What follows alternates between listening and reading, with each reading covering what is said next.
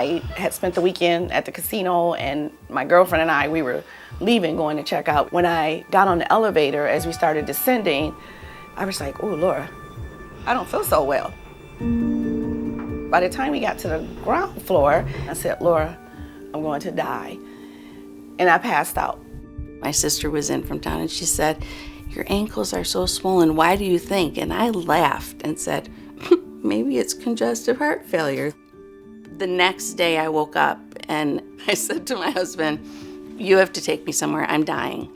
And within 10 minutes, they said, you're in end-stage heart failure.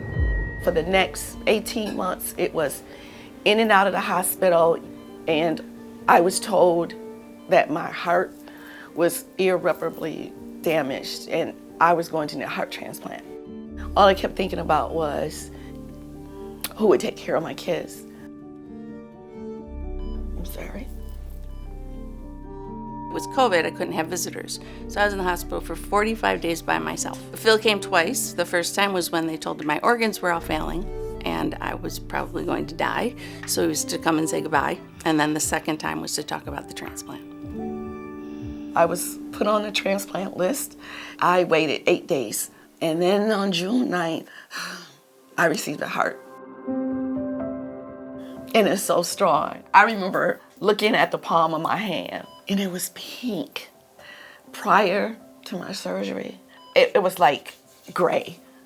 What a miracle that I have someone else's heart beating in my chest. So I celebrate that. I honor them by recognizing a new birth. You know, like I have my life back again. This transplant journey, this heart failure journey, it would be impossible to do it alone. Like my mom, you know, she's like my ride or die. I wouldn't have made it through if I had not had that support. So it helps.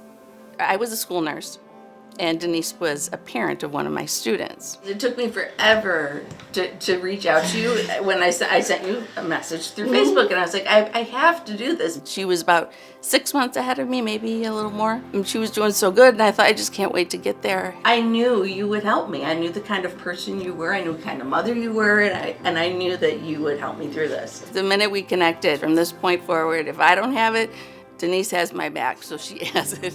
So I give you my heart. We would say this is not something that we would particularly have hope for to bond over, but the fact that I could be a support to her as she was going through her transplant journey, that's what we built our friendship on.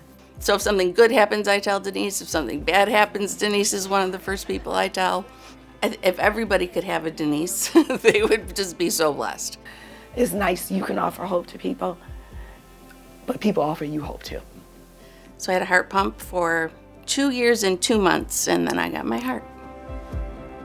That was going home day, me and Anna in the car. Oh, yeah. For women, we need to speak up for ourselves. You know if something is not right. If my story can help one woman get screened, pay attention to her body, see her doctor, it could be the difference between you living and you dying. That's why it's so important for companies like the American Heart Association that fund research into women's heart issues. I could not have gotten through this without Denise.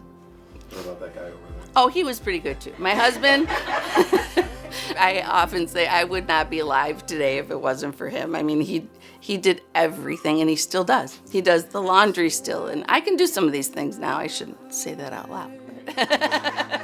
I never thought I would be happy to be able to do laundry.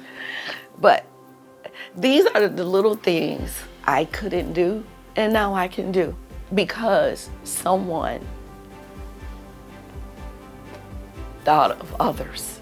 I'm alive, and I feel so good right now, and I hope to have at least 30 more years. So the Go Red for Women campaign, let's go for women.